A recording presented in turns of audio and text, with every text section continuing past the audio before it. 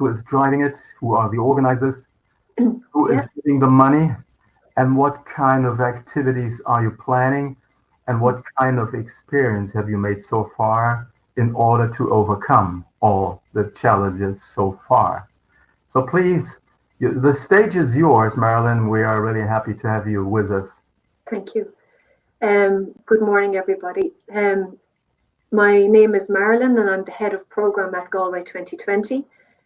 We won this designation in 2016 when Ireland bidded to become a European Capital of Culture. And in 2016, we were awarded that designation. And we are, in essence, a city and county organisation. We made that decision during the bidding phase that the two municipalities here, the two local authorities, Galway City Council and Galway County Council, would come together and work together to ensure a very rich programme in the city and in the county.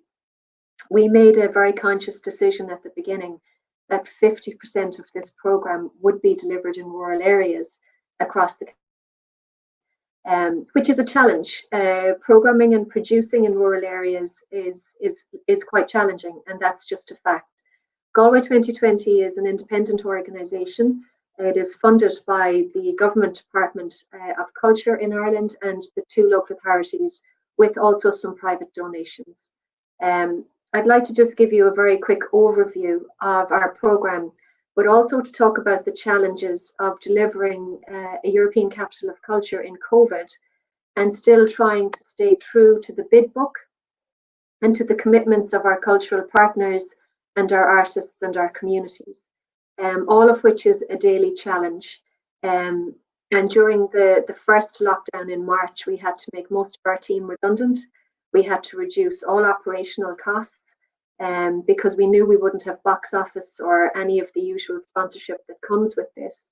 So we really had to focus on our commitments to our artists in our communities and to the local cultural economy. And that's what we did. And I know that you host the European Capital of Culture in 2025, and I wish you well and very, very good luck, and hope that we can collaborate with you in your year. So I'd like to take you through just a very quick overview of Galway2020 and what we do. We share the title with Rijeka in Croatia, who were also designated, and we had planned a number of artistic exchanges. We have two programs that interlink our communities through culture. In Rijeka, it's called 27 Neighbourhoods, and in Galway, it's called Small Towns, Big Ideas. You can see by the little heart, we lie on the west coast of Ireland, next stop New York. We have a small population of 250,000 between the city and also the county. If you look at the little map of Ireland, we're just right out on the edge of Europe. When COVID came to Ireland, it became a very harsh reality in March. We had a lot of very tough decisions to make, and we suspended all activities because of the national lockdown between March and July. We resubmitted to the government a revised programme in light of the restrictions, and we had to postpone most international work.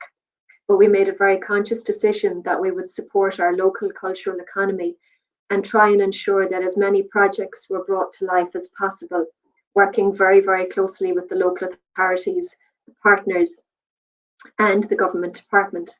Our year will now run from September 2020 through to March 2021. So we have a prolongation of our title, which allows us to move into 2021 to continue to deliver the programme. The structure of delivery of a European Capital of Culture is often complicated, but I'd like to break it down very simply. We have 28 projects that are being delivered by our cultural partners. Our cultural partners are other cultural organisations, artistic organisations, theatre companies, festivals, and they together in the 28 projects are delivering just over 600 individual events. Most of those are divided between the city and the county. Some are through the Irish language. The Irish language, or you might say Gaelic, is our national language. It's very important to us. and 78 projects are being delivered by communities. And I'll talk about this in a minute in Small Towns, Big Ideas. We then have 8 regional projects which happen in other counties that are facilitated and affiliated to our programme and connected to our themes. We also have a schools programme and a partnership programme. So if you just divide it into those blocks, it's a little bit easier to understand. I'd like to just give you a little indication of what Galway looks like, our city and our county, and the challenges. Johnny, you might play this film for me, please.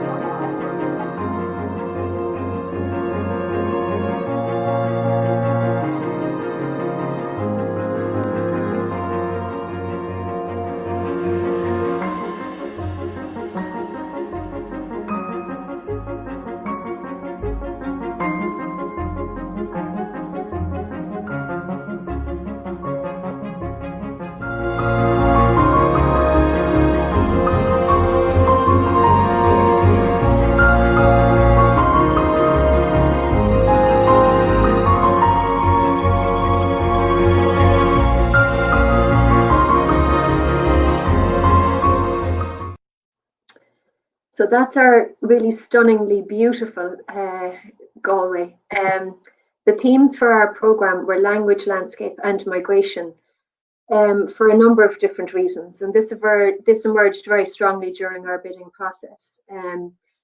Galway is a bilingual city and a Gaeltacht county, which a third of the county lies in the Gaeltacht, which means we speak Irish first. Galway City is the most diverse city in Ireland, with 24% of the population being non-Irish. So we have this bilingual status and we have this diversity status, and it's a very friendly place to live and to work and to play. And we embodied all of these themes throughout our entire programme.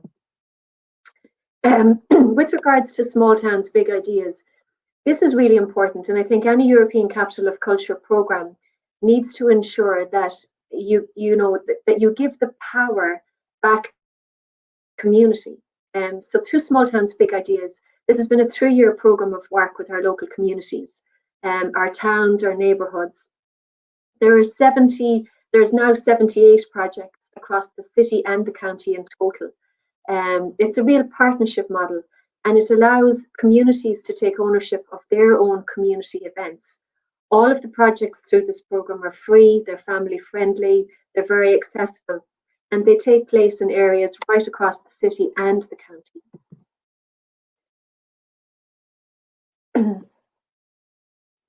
I just want to highlight a selection of projects in our programme. This is Savage Beauty. Oscar Wilde once said that Connemara, which is in the heart of Galway County, was a real savage beauty. And we worked with Finnish artist Kari Kola to create the largest land light installation ever created by man. It would have been easier to do this in an urban setting or in the city, but we had this focus that we wanted to show our landscape in a very different way. We had 28 helicopter drops to drop generators and equipment onto the mountains. And then in March, we were hit with a snowstorm, and the production team were in the mountains installing in the snow. And we had every challenge possible. We were due to light the mountains on the 13th of March. And on the 12th, our country went into lockdown. And it was devastating for our team. Really devastating, because we had put a full year of work into this. And we sat in our office, we came together and we said, we have to show this work. And a big part of our approach to programming was, if we work in a rural area, then we live in that area. So the production team lived in Clonbur, in this tiny village, for 3 weeks. And they became so embedded in the local community. Everybody in the community was involved in this project. So on the 13th of March, we lit the mountain and we decided to create a digital film installation, which, although the public couldn't come and see this work because we were in lockdown, it became the most downloaded artwork in Ireland. Johnny, can you please play the film?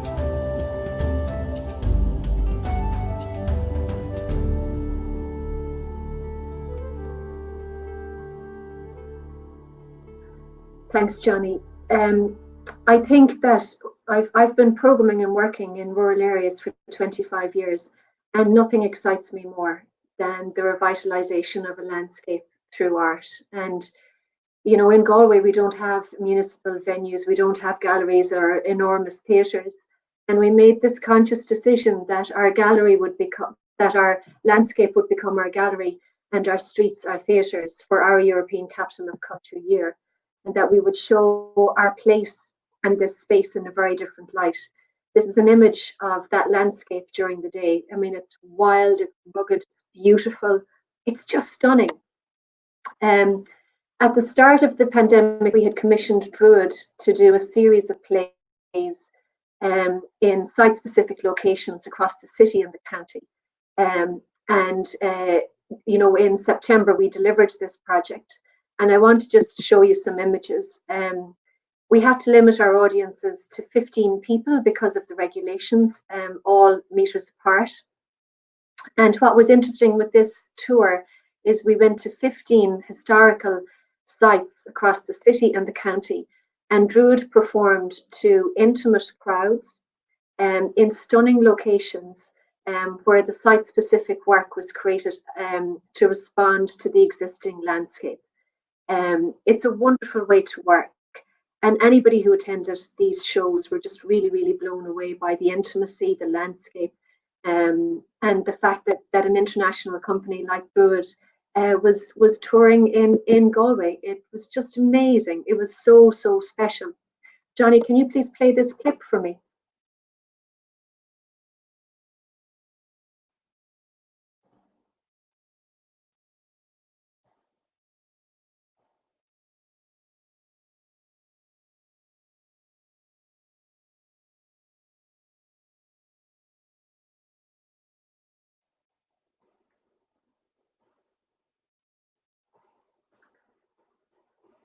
I don't think that's playing, Johnny. If you can play that video. Thank you.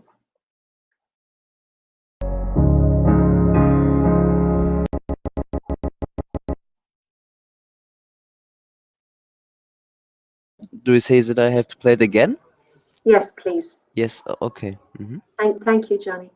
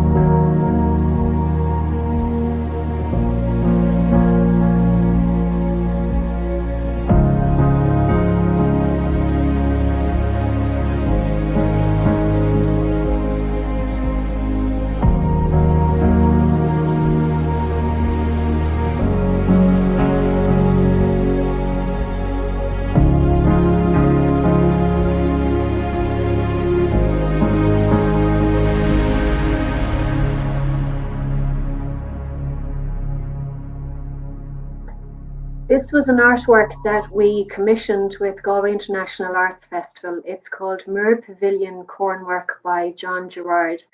It's a site-specific piece of artificial intelligence.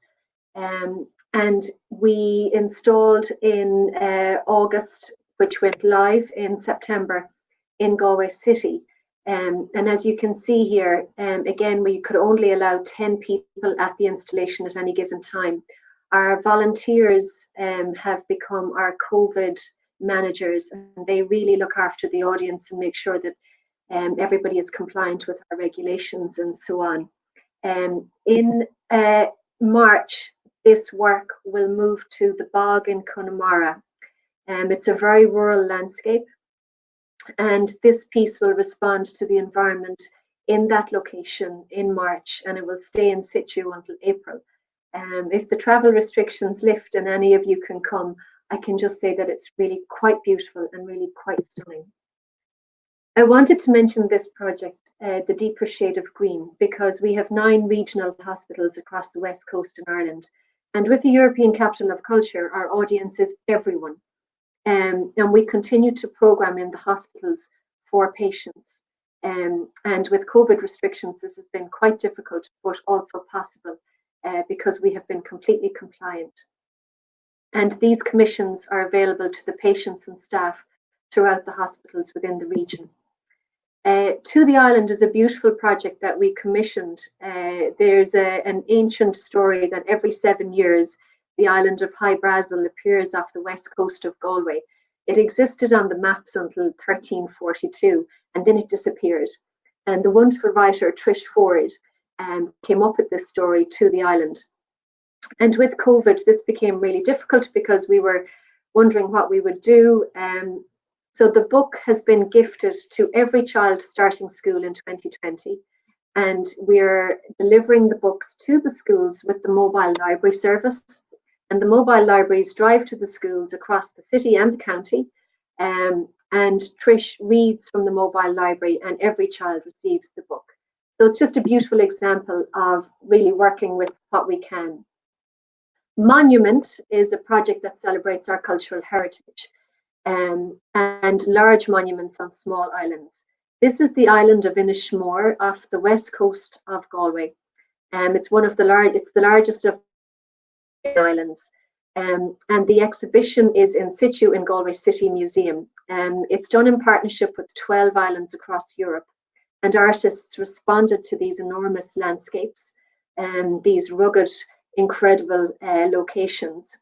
And in light of COVID, the exhibition, the gallery is currently closed. It reopens next week. And we have, through Eventbrite, a limit of only 15 persons going through the gallery at any time. This was an incredible celebration of rural landscape and very particular island landscape, which is very important to us. Project Baba is a project that celebrates sheep and agriculture, and it celebrates sheep in all their glory. So in 2020, we had films, exhibitions, talks. We had the Baba banquet, which celebrates food from the sheep. And this is a really stunningly beautiful project. What I'm going to do is to send Christina a link to all of these projects and films, which can be disseminated to all of you after the presentation, so that you can really enjoy all of these from the comfort of your home. This is the tiny island of Inisheer. It lies south of Inishmore, off the west coast of Galway. Going back to my point that the landscape becomes a gallery, we curated an entire exhibition across the island using locations like a church, a handball alley, the small little art centre and the lighthouse. The population on the island is 192 people, and literally the whole island became a gallery. And this is one of the exhibitions that took place. This took place on the beach, and then it was filmed and exhibited in the art centre. Johnny, can you please play this?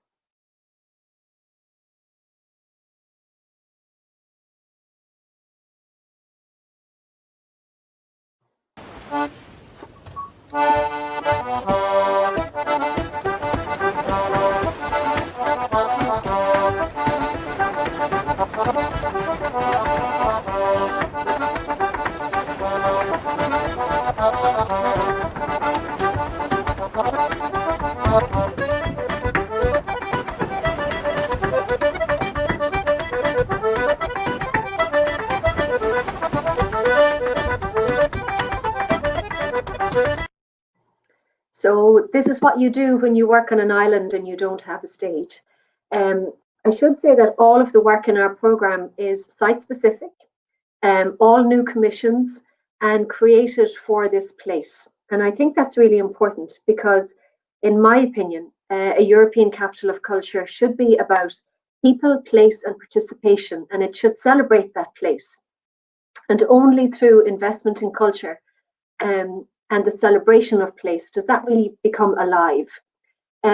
One of our significant projects is Gilgamesh, and Gilgamesh is the oldest story in the world, and it is a tale of love and sex and politics and rock and roll and life. And actually, in COVID, it's never become more relevant or prevalent. In 2020, we had the tough decision to make because this could no longer be the major spectacle that we had all hoped. But now it will be a series of films and installations across the city and the county. And the commissions, the films are being released every month, these tiny little films, and then they will lead to a much larger film in March. And Johnny, I'd be grateful if you could play Gilgamesh, just a little snippet.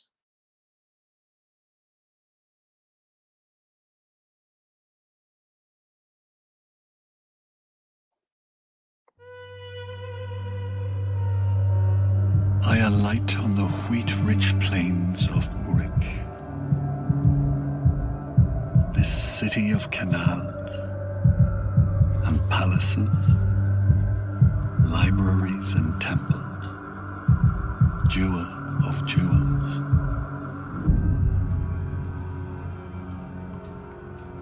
The palace doors are open. Gilgamesh sits on his throne. Gilgamesh, beloved of Ishtar and Shamash, but not of me.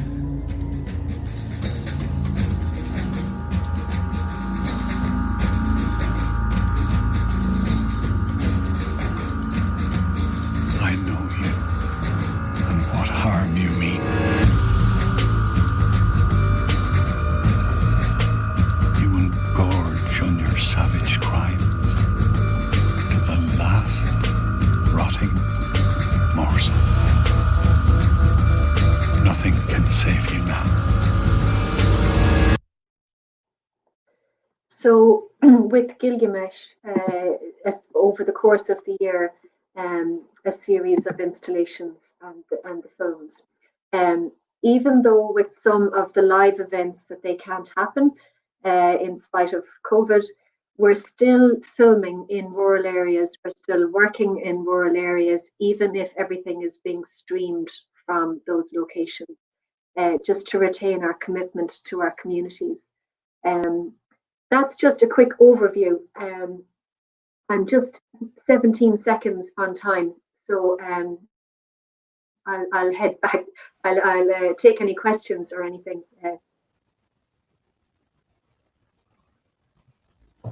Thank you very much, Marilyn, for this wonderful presentation. I was particularly excited about what you have shown us about Gilgamesh. Yes. And the way it was filmed and the way it was presented to this great speaker. It was like a big Hollywood drama. Yeah. And I'm really stunned about the quality of that material. So who has produced that from a, let's say, from a cinema point of view? All of the commissions are by Galway2020, and Gilgamesh is produced and creatively directed by an incredible company called Kongress. All of the projects in our program are produced in Galway by local cultural organizations, communities, and schools. And I think that's very important because the European Capital of Culture program, it's easy. The easy option is to buy in lots of work, and that was not the approach.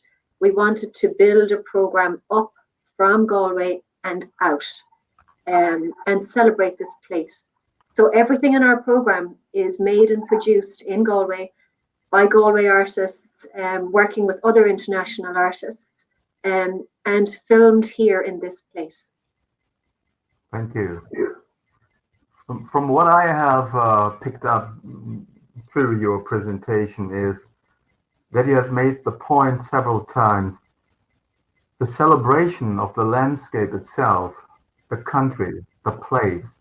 Yeah. That's the core content or the core theme for you.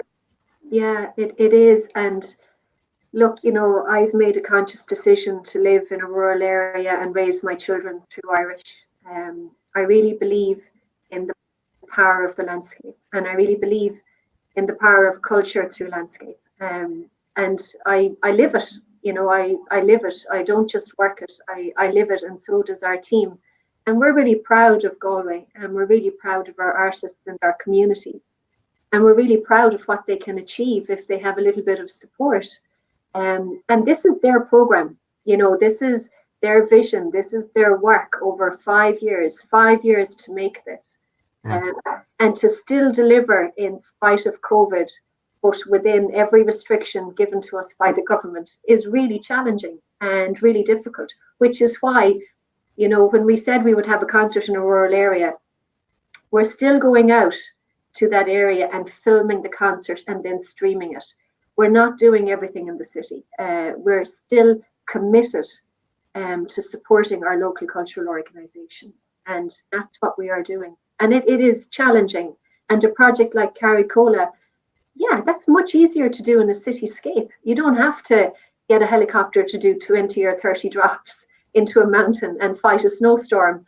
But they're the wonderful challenges. And then you look at the result, and the result is just amazing. Yeah. I think what you have done is really perhaps a role model for other cities and areas and vicinities. So to involve more local people in projects that refer directly to the place where they live, where they have their history. Yeah. And I'm just beginning in this very moment to understand the importance and significance of that idea. Yeah. Because on the other side, if you have a top-down approach with people having institutions that are centrally managed and they have their ideas concocted and then delivered to the country, there will be a gap, I think. Yeah. Whereas you and your philosophy brings all the people in and involves them all and makes them all part of a community in that specific area. I think this is really, very, really important. Well, we had those challenges too. We had those challenges too. And I think it's really important to be honest about that, because a European Capital of Culture is not an easy program to deliver. But what we did was we stayed true to what we said we would do in the first place. And that's what we are now doing. And I really believe that a European Capital of Culture should celebrate that place, that place wherever it is, and then that place in Europe. And like all of our artists are still working with artists across Europe, and we have very strong European themes and connections. And we celebrate language in our program. We celebrate connectiveness. We celebrate diversity. We have beautiful relationships with Rijeka, and all of those things. But we still, at the core, it's about Galway, and it's about our landscape and our people and our participation. And that's why those three things I repeat almost every day, and I make no apology for it. People, place, and participation, and that's what it's about. Well, yes, we can feel your excitement, and you are delivering this in a very, very sympathetic way. And I have to say, a while ago, I was listening to a radio report here in Germany, in a Frankfurt-based broadcasting, that Galway is attracting so many young people from all over the world. And this is what has been reflected in your presentation when you said that about, I think, 25% or so of people living in Galway are not from Galway. So they are from all different kinds of countries, including many from Europe. Yeah. Can you give us some more background on that? that you are such a magnet for young Yeah. folks from everywhere? The funny thing, Michael, is Galway, while it's a city, is just a big town, and it's a fun town, and it's a young town. It's also a very strong town for business. So a lot of multinationals have relocated here, and I think the reason is not the location is so beautiful. I mean, it's on the sea. It has a incredible landscape.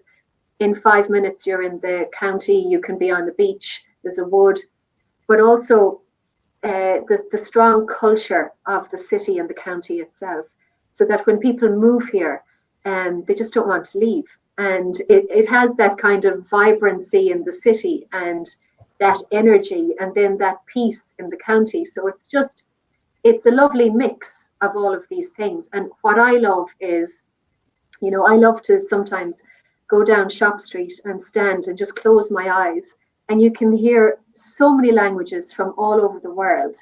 And then you can hear Gaeilge, which is amazing. So it's a bilingual city and a diverse city all at the same time. And the other thing that I love is when you walk around the city, flags from almost every country are outside the shops. And it's just a little welcome. And it's a welcoming place. And it's a safe place. And I think that's what we're trying to celebrate. We're trying to celebrate this very unique place that is Galway, that is Gallia. That we had a virtual poem called "Is Muide Gallia," we are Galway, because that's what I would hope to get across and to celebrate in the program. Oh yeah. So could we say, Marilyn, that in a sense, Galway is a global tiny town? Yeah, that's a perfect way to describe it. Yes. It's a global tiny town with a really big heart. Oh yes, with a very big heart and with an enormous amount of diversity, Yeah, languages, cultures, and behaviors, but all under one roof, and with so much peace and freedom. yeah, I think so. I mean, look, I'm made a conscious decision to raise our children here, and yeah, I wouldn't live anywhere else right now. Well, I have found a lot of enormous amounts of creativity throughout your slides and little video clips, and I'm really I'm mesmerized about the stuff that you were telling us, and I want to initiate some more questions from some other folks out there in the audience. I've already sent a little chat sentence out, but nobody is responding so far. It may have to do with language. I'm not sure, but it could be. Yeah, but that's okay, because I'll send Christine a link to our website and a link to some of the projects, and then if anybody has any questions, I'm happy to take an email afterwards and answer any questions via email with Christine, or assist in any way I can.